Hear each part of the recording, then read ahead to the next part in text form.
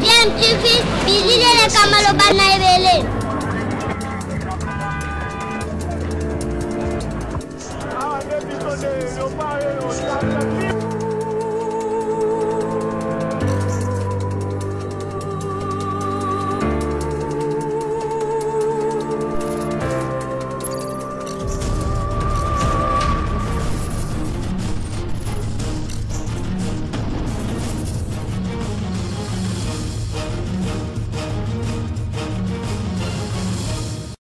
tu veux toujours un enfant. Congolais en danger. Fatigué, fatigué, yaka, Obongisa. Likamba basenya Tony azokokate, okozanga pepe. Fatigué, fatigué, yaka, Obongisa. Likamba basenya Tony azokokate, okozanga pepe. Fatigué, yaka, obongisa. Likamba basenya Tony azokokate, okozanga pepe. Fatigué, yaka, obongisa. Likamba basenya Tony azokokate, okozanga pepe. Omoni oyo eza école. Tant que ba école, c'est ça au fait la réalité à Ingende. Omoni la quasi-majorité à ba école eza boy. Bon, bomona te matito eza le fait que bakangi école, baza ko exploiter te. Voilà les bancs. Les bancs autokuti. Hein, ba parents bazu ba kati ba nzete, bazu ba planche à miké, ba bambi, voilà les conditions. Oyo bozomona awa oyo nde tableau. Au moins tableau, c'est-à-dire que bazui deux planches, ango et puis pakoli couleur ya noir. Couleur au bozomona oyo eza peinture te. Eza basaye fouti. C'est-à-dire que basayo balongola na ba moteur nde baye pakoli. Vous voyez? Yango. À l'aéroport de Bipemba, le ministre de l'enseignement primaire, secondaire et technique a été accueilli par le ministre provincial de l'Intérieur, une forte délégation des officiels, une foule nombreuse de militants de l'Union pour la démocratie et le progrès social et d'autres partis politiques qui s'étaient massés pour l'ovationner. Tony Mwaba et Amboujumaï pour lancer officiellement la rentrée scolaire 2021-2022 prévue le lundi 4 octobre prochain. Dans la suite du numéro 1 de l'EPST au Congo-Kinshasa, la présence remarquable de certains élus du Kasaï oriental, notamment les sénateurs Ogi Ilunga Chivila et le député national Eric Ngalula Ilunga, décidé à accompagner la gratuité de l'enseignement primaire, secondaire et technique rendue effective grâce à la volonté politique du chef de l'État, Félix Antoine Tshisekedi Tshilombo. Notons que c'est la première fois que Tony Mwaba arrive en Mbujimaï depuis sa nomination à la tête de l'EPST. Mettez-vous. Vous pouvez déjà remplir ici.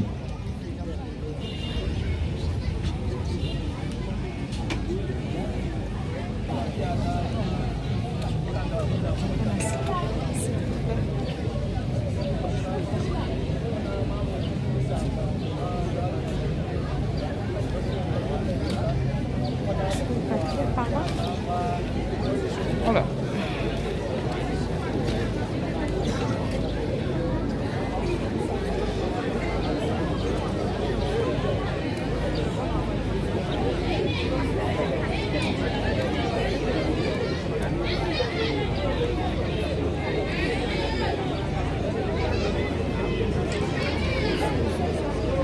Chef de l'État, des instructions fermes ont été données au ministère que j'ai le privilège de diriger par son Excellence Monsieur le Premier ministre Jean-Michel Samaloukonde, de tout mettre en œuvre pour que tous les enfants qui ont retrouvé ainsi le chemin de l'école y restent au moins jusqu'à l'achèvement du cycle.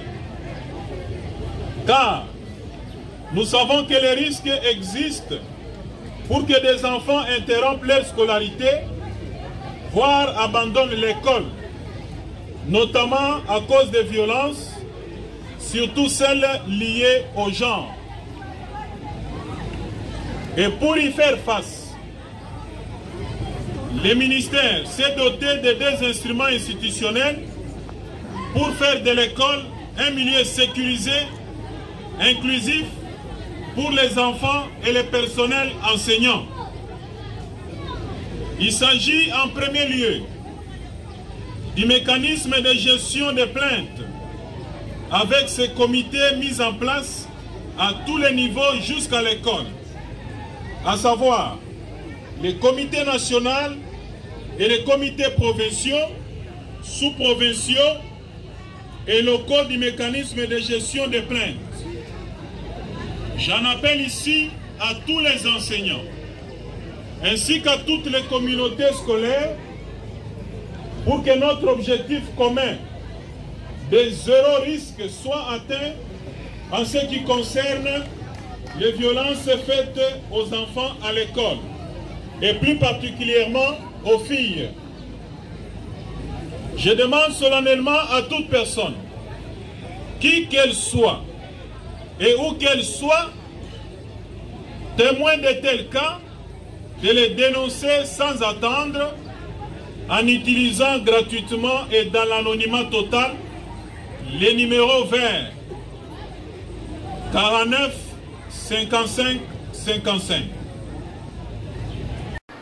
Je sais qu'on est confronté à beaucoup de défis. Avec la gratuité de l'enseignement, nous avons ces problèmes de surpeuplement des classes. J'en suis témoin ce matin.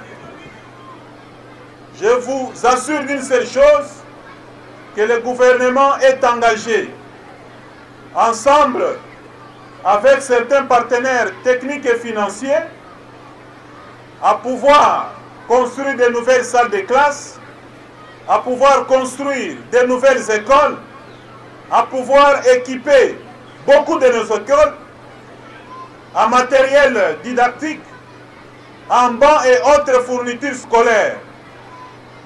Et donc, ceci sera fait dans le cadre de l'amélioration de la qualité de l'enseignement.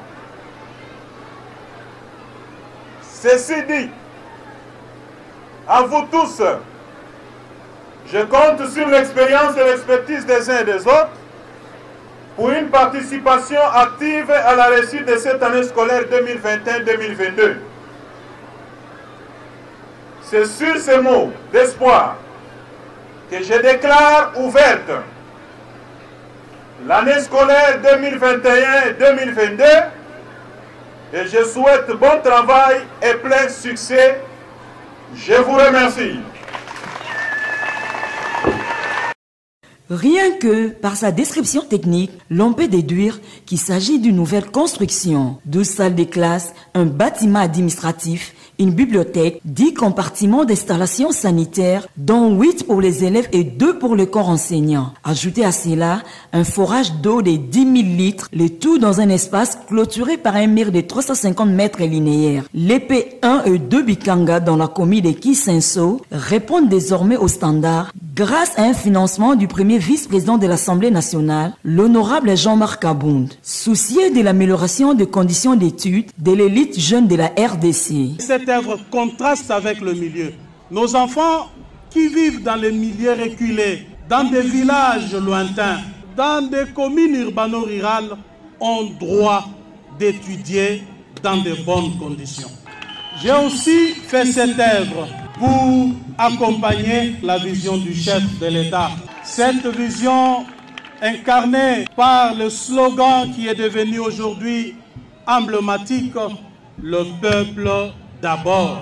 La gratitude à l'endroit du bienfaiteur, c'est le mot de la représentante des élèves de ces 2 écoles, Kambouya Sabrina. L'école existe depuis 1976. L'école a connu beaucoup de catastrophes, liés à l'intempérie. Papa Jean-Marc Kabou, nous sommes reconnaissants à Dieu pour votre implication personnelle dans la réalisation de ce projet de construction de nouveaux bâtiments.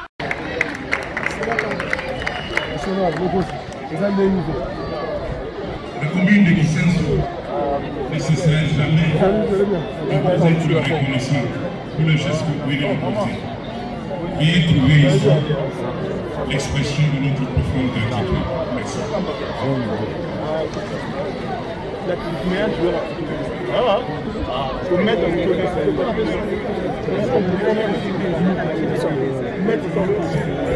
Oui, il y a une